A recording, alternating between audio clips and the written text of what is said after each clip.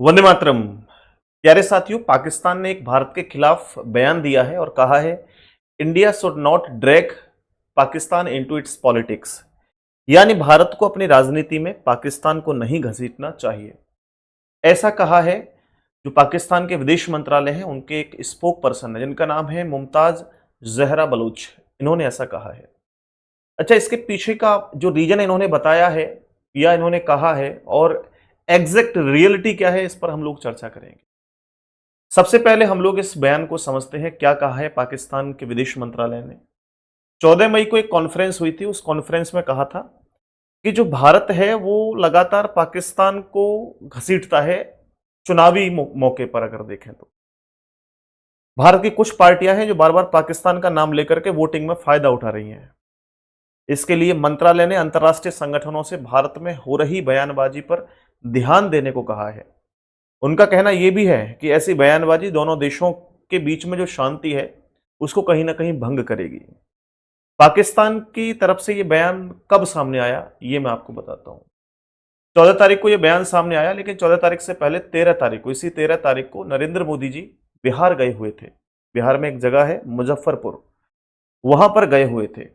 उन्होंने कुछ विपक्षी पार्टियों को टारगेट किया और विपक्षी पार्टियों से जो कहा वो आप लोगों को मैं समझाता हूं, समझिए। मोदी जी ने कहा कि जो विपक्षी पार्टियां हैं वो इतनी डरी हुई हैं कि अगर रात को ये सपने भी देखते हैं ना, तो इनको सपने में पाकिस्तान का परमाणु बम दिखाई देता है।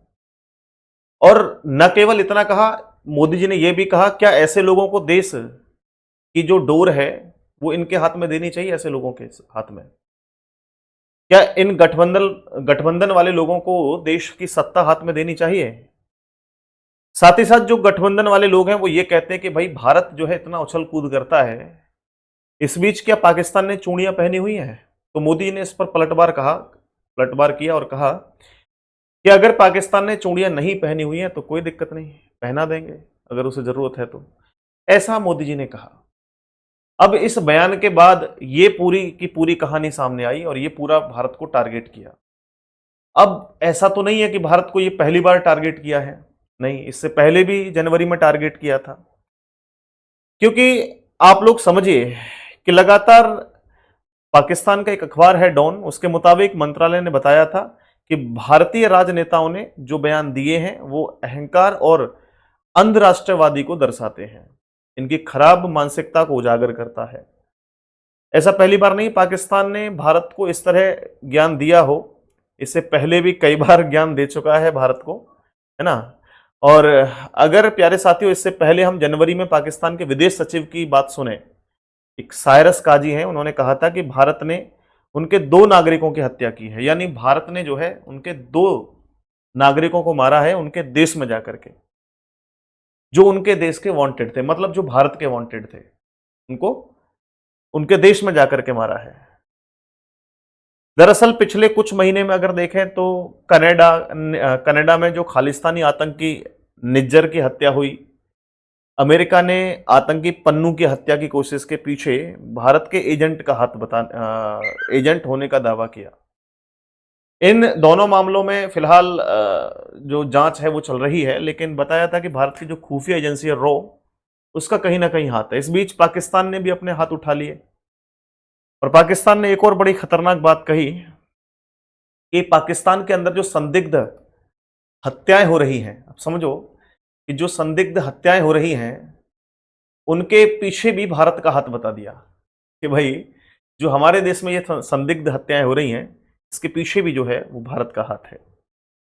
अब समझिए ये बात जो कही है सारी की सारी, एग्जैक्ट ये कहानी क्या है भाई? सबसे पहले तो इस कहानी को समझिए, क्योंकि हम लोग इतने इंटेलिजेंट हैं कि बीजेपी हमारे लिए अच्छी है, कांग्रेस हमारे लिए अच्छी है, वो हमारा इंटरनल मुद्दा है।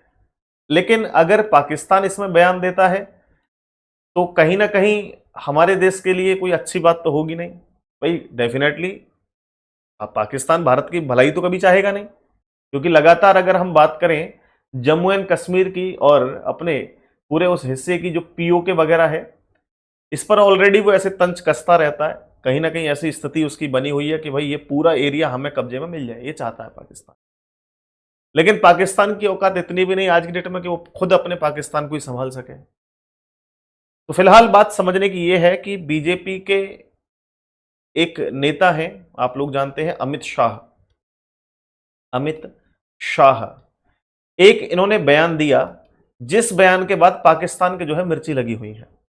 एक तो नरेंद्र मोदी जी ने जो भाषण दिया उससे मिर्ची लगी हुई है, लेकिन जो सबसे कठोर बयान दिया वो अमित शाह जी ने दिया। इन्होंने क्या कहा, इन्होंने बुधवार को पीओके पर जाकर के कुछ कह दिया, मतलब पीओके के मुद्दे पर कुछ कह दिया। बुधवार को क्या कहा मैं आपको बताता हूं। अभी आप लोगों को मैंने वीडियो में बताया था कि पीओके में चल रहे हैं प्रदर्शन, ठीक, पीओके में क्या प्रदर्शन चल रहे हैं। इस बीच अमित शाह ने बुधवार को पीओके में चल रहे प्रदर्शन के बाद क्या कहा कि पीओके भारत का हिस्सा है। शाह ने कहा कि धारा 370 हटने के बाद, धारा 370 हटने के बाद अगर हम देखें कि कश्मीर, तो कश्मीर का जो माहौल है वो बहुत अच्छा हो गया है आज की डेट में। 2019 से जो अशांत था, पूरी अशांति फैली हुई थी कश्मीर में, वहां अब शांति है, ऐसा उन्होंने कहा। वहां कश्मीर में तो शांति है, लेकिन विरोध प्रदर्शन और आजादी के नारों से गूंज रहा पाकिस्तान के कब्जे वाला पीओके, इस पर अब जो है हमें इसको जो है भारत में मिलाना है, और इस जो पीओके में रह रहे लोग हैं उनको जो है हमें खुशहाली देनी है। और ये जो सिस्टम चल रहे हैं इनको परेशान किया जा रहा है, ये प्रदर्शन हो रहे हैं, हम इनके साथ हैं। तो ऐसा कुछ कहा है अमित शाह जी ने। इतना कहने के बाद पाकिस्तान जो है वो भड़क गया। ये सारी की सारी कहानी जो चल रही है ये पीओके को लेकर के चल रही है, क्योंकि आप लोग जानते हैं कि इलेक्शन का मुद्दा है, तो डेफिनेटली पीओके की चर्चा तो पार्टी भी करेंगी भाई, क्योंकि कहीं ना कहीं उन लोगों को भी अपनी थोड़ी सी साख जमानी है, ठीक है। तो इस बीच ये पीओके का जो मुद्दा है इससे गर्मा गर्मी फैली हुई है, और ये पूरा का पूरा जो सिस्टम है ये लगातार, पहली बार ऐसा नहीं है, लगातार होता रहता है। तो इन बयानों से कुछ भी होने वाला नहीं है। ये अभी पाकिस्तान में हमें तो यही नहीं पता लग पाता कि आज पीएम कौन है और कल कौन रहेगा, है कभी इमरान खान, कभी शहबाज शरीफ, कभी कोई, लगातार मतलब यही नहीं पता रहता कि वहां की राजनीति क्या है।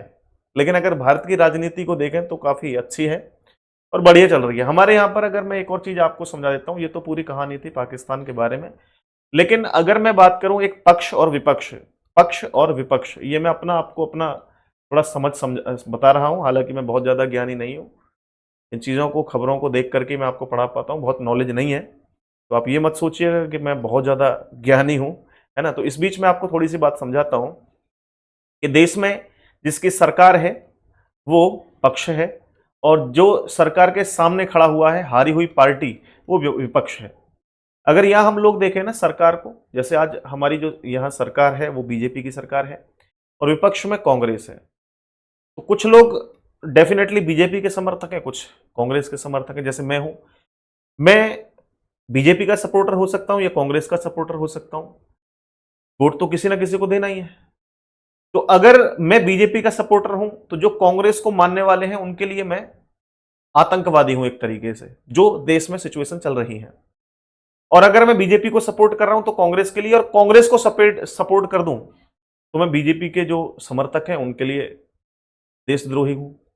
तो ऐसा नहीं है, देश में कौन ठीक काम कर रहा है, बीजेपी सही काम कर रही है, बीजेपी को चुनो, कांग्रेस अच्छा काम कर रही है, कांग्रेस को चुनो, जो बढ़िया काम कर रहा है उसको चुनो। विपक्ष का होना भी बहुत जरूरी है। अगर विपक्ष नहीं होगा तो सत्ताधारी जो लोग होंगे वो अपनी मनमानी करेंगे, वो किसी के नहीं सुनेंगे फिर, ठीक है। तो विपक्ष का होना भी जरूरी है।